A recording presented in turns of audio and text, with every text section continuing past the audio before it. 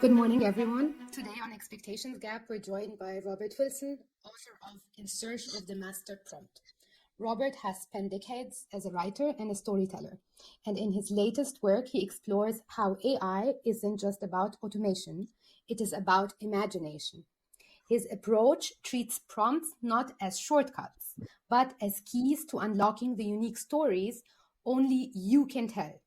With a background shaped by personal journeys of rediscovery, resilience, and creativity, Robert brings both wisdom and warmth to a conversation that sits at the heart of this podcast. How do we bridge the gap between human creativity and machine assistance? Robert, I'm honored to have you on Expectations Gap. And I am to be here. So your book, In Search of the Master Prompt, suggests that prompts are more than instructions. They are keys to unlocking creativity. What personal story led you to explore prompts in that way? As far as my personal story, um, I started writing again several years ago due to finding out about not being the man who raised me wasn't my father. So that led to me starting to write a book. And as I was writing it, everybody gets stuck. You get writer's block. And I was looking for different ways, and I saw suggestions about using AI. And when I first started using it, I didn't like it. And I realized that I was getting very mechanical answers to my questions or my prompts. So I started making them much more elaborate. Eventually, I got to where I realized that I can use it to jog my memory or to enhance an idea. And it really broke that writer's block. It it was it really became more of a collaborator than just a tool. I turned it into me, I guess, is what I tried to do. How are you able to do this? So what was the sequence of actions you took to try to? It was a whole bunch. There was definitely a learning curve. Um, I'm not the most tech savvy guy in the world, but little by little, I began to realize that the more of me I put into it, and the more that I told it, this is the way I want this to be. This is my voice. This is the way I write. So I started writing, for lack of a better word, small essays and short stories, and feeding them into the AI and telling them, this is my style. I don't write like Stephen King. I'm not Dean Koontz. I'm not J.K. Rowling. This is my stuff. This is what I do. And I told it, learn these documents, learn this style, this syntax, heavy, whatever. And little by little, it did that. I still, even to this day, get things back that you still have to look at and go, no, that's not quite right. And it takes a little fine tuning. But for the most part, it began to do what I do. And so just this is for me personally, honestly. So the you have it then on one chat, all the history, or when you open different chats, it's also getting the information, or it's able to answer you on that way. Yes. Or if all the history has to be in some place. Yeah, it does. The different systems, depending on what you're using, whether it's ChatGPT or I use the BookDaddy platform quite a bit. They will have a thread where they will remember. And you can actually, if you switch threads, you can carry it over to a new thread and it will remember what you're doing. And it will build on that. But you can't, a lot of times you'll be going through a thread, it starts to slow down. When it starts to do that, it starts dropping stuff off out of the thread that you began to teach it. And you have to refresh it and you have to continuously remind it and talk to it just the way you were in that last thread and 3 threads ago and 10 threads ago or 100 threads ago. It just, and gradually, little by little, I can turn it on now. And as soon as I turn it on, I say, good morning. It says, good morning, Robert. How are you today? What are we doing? Do you want to start with this, or do you want to delve into something a little more relaxed, or you want to get right back to? So it's become more of a companion or a collaborator that never sleeps than anything. Okay, so if you like, I would say, how do you personally define AI when you're seeing it through this lens? You say it's more of a companion, or it's It's a what is it tool. becoming for you? Okay. It's definitely a tool. And just like any, I was raised in construction. I used lots and lots of tools. When I started working in construction, they didn't have pneumatic nailers. Everything was, hammering by hand. And, there's people that say that if you're using AI, you're no longer a writer. I say an artist is an artist as long as they're creating something that, regardless of the tools, it's the creation. Now, if you're relying solely on AI and not editing, which I do quite heavily, um, then you're really not writing anything. I actually commented on somebody online that was showing how you can write a complete book and do the cover and all this other stuff, and it's market ready. And I said, well, if you're not editing, if you're not fact checking, if you're not basically doing anything to verify the facts or to make it yours, then you're not the writer. You've just reached out to somebody and said, hey, write this for me, and taking whatever they got and sold it. So you're not the creator, it is. And if we do that, we run the risk of losing our humanity. So it's a like I said, it's a tool. It's something that helps me be a better writer. It helps me stay on task. It helps me fine tune my ideas because it'll tell me something, it's like, well, that's not the way that sounded the last time you wrote it. Are you sure you want to do this? And it will pick up on, because of how much I fed in of the things I wrote, it will pick up on whether or not I've gotten off track on the way I do things, or gone off on a tangent. So it really keeps me, I guess, focused while I'm writing. And it will actually jog, ideas and new thoughts and a different trajectory to take the story and those types of things. So you build up the characters completely, and then when you're writing the story, it can also fact check with the build up of the character that you wrote, for example, that Yes, it does. I create PDFs of the characters, Mhm. um, you know, names, ages, uh, where they live, what their culture is, all of it, everything about them. Um, whether they have little quirks, or the way they might talk, or what kind of accent they might have, or uh, anything that you possibly put into a character build up, I'll make a PDF of it. And then I load those up, and I have a character file, and it's like, here you go. These are the characters of this. We're going to be building this story, whatever it might be, and it will resource back to that. And if I get out, well, this character Linda didn't say that, or she wouldn't have said it that way according to what you said. And a lot of times, I'd say probably 99% of the time, it's correct. I've missed something. So So you're getting someone to review the work while you're already writing it, and then it's the editing is continuous, the review is continuous. So in the end, correct. it's kind Yep. of okay.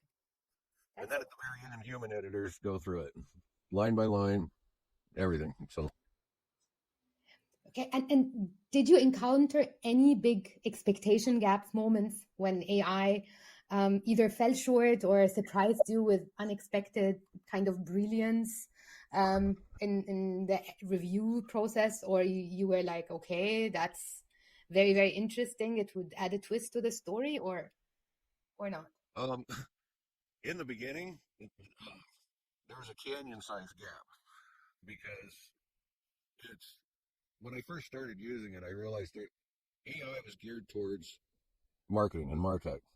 Um, and people were using it for the stock market and basically creating little robots that do these little tasks, and they fed a bunch of information into it about, hooks and what triggers people to buy and all that type of thing as far as marketing goes.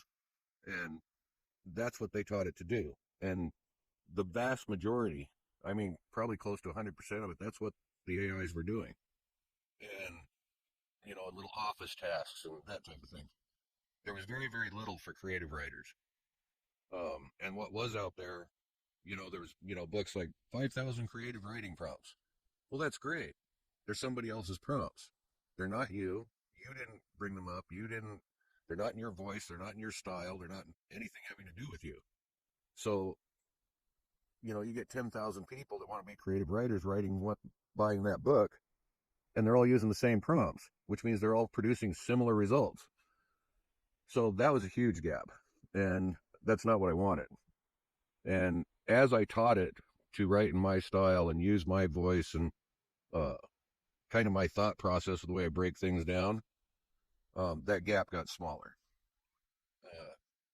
I think probably the biggest aha moment was when I was doing some stuff and my wife was looking over my shoulder at the screen and she's like, "That's creepy." I was like, "What?" She's like, "It's like you're talking to your best friend." And I was like, I said, "Well, maybe. I mean, sometimes I even yell at it, but um, not physically, but type in all caps, that kind of thing." But Yeah. I think that was probably the biggest gap was bridging that from AI programming and the algorithm with AI to giving it a more human like interaction, as far as not making it human, but understanding what it was for me, what my human experience was, what my viewpoint and all of that was. Once I closed that up, uh, that's when the gap narrowed significantly. And I still get them every now and then. So, Yeah, and so, but this gap you didn't only bridge for yourself. This gap you wrote a book about. And this is what's very inspiring about it. It's like you found the gap, you try to work it out for yourself, you try to find the prompts. Um, so I read a bit of the book, not all of it, I have to be honest. But I like the part where like a good prompt steers a question that matters, a great prompt steers a question you might be afraid to answer. That's cool because sometimes you really don't want to answer some things. So, or sometimes you are blocked in a way you don't want to go to that area. And maybe talking it out or like texting about it with a best friend or even a kind of a um, artificial best friend as well would work, that it triggers some new ideas for the story or twists for it and makes you explore a place where you didn't want to go first, but then when you explore it you feel that there was a kind of a revelation there or something. What? sure. Um, that happens.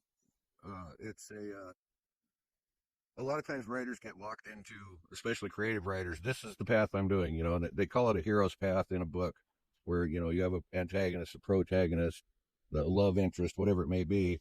Um, I saw somebody one time said that Harry Potter was just Star Wars with really bad lightsabers, and if you match the character, the context of the characters across, it matches up almost perfectly.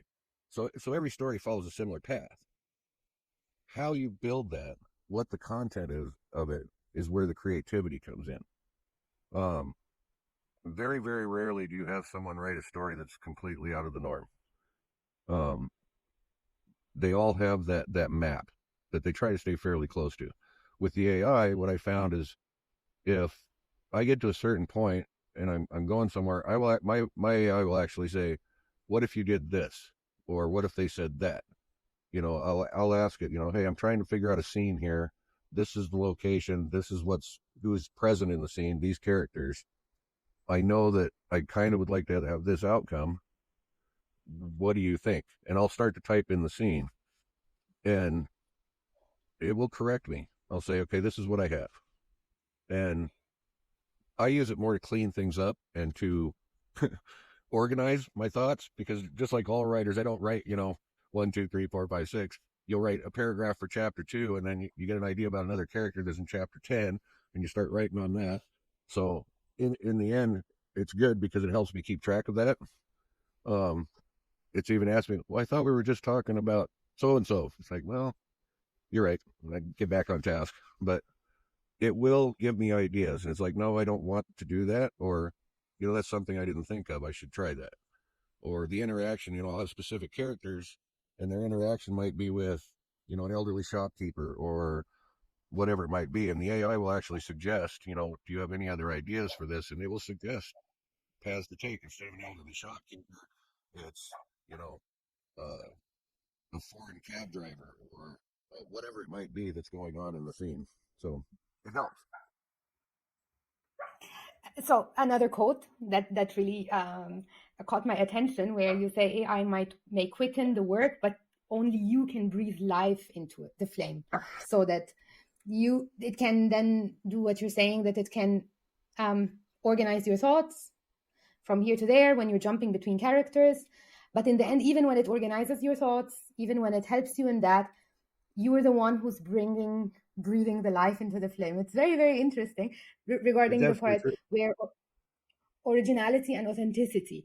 So for the people who are fearing AI, what can you tell them regarding this part? Like, how can they get a little bit more in peace and make like that they are also comfortable with it, and that they are also they know how to that bring their authenticity or have their touch, and that it will not dilute their originality in the end. I guess the best way I could describe that is, say that you're a writing teacher, a literature teacher, and you have 30 students and you tell them all to write a story about something. And everybody has to write a story about the same thing. You're going to get a lot of different things. A lot of them are going to be similar, but there's only going to be a few that stand out. And that's kind of like with AI. Um, the AI can write the same as 30 students, but you are the one that takes a story and puts the human touch in it. AI can't create feelings. It can write out text, but the emotion of it, only we know how the emotion feels and how to discuss something or convey that. The AI is only going based on what its knowledge base is, but it doesn't have emotions. It doesn't feel. It has no soul. Only we can put that into the story, and that's where that human touch is. Too many people nowadays, and it's gotten where it's really bad. Just like the example I used earlier, are relying on the AI to produce stuff just to make content for content. They're not building anything of any lasting quality or value. And what I would say to writers is, don't fear the tool. Learn how to use it. Um, make it yours. Make it your. You know, it's yours. It's just like teaching a dog tricks or instructing a child or anything in the beginning. You have to teach it what's right and wrong, or what you think is right and wrong. Um, as far as the fear factor goes, there's a lot of people out there that say, "Oh, AI is going to take over the world. It's an evil thing." Blah blah blah. And I think we talked about this before. And I said, AI only does what we teach it. If we want a better world, teach it to help us create a better world. If you want better writing, teach it to help us create better writing. It doesn't matter what it is. I mean, you look at stock traders; they taught it to be better stock traders, and they benefit from it. It's how you approach it. If we teach it to do bad, we teach it to, you know, see humanity as a bad thing or whatever. That's what we're going to get out of it. So really, it falls upon humanity So, itself to. Go ahead. regarding the ethical concerns that exist around AI in general, so you were one of the believers that it Yep, you're breaking all up there a little bit. then falls on the person using it, or should there be kind of laws or arrangements in the communities and in the countries and states so to organize it as well? You broke up there on your first part of your conversation. Just So I was asking regarding the ethical part of the AI.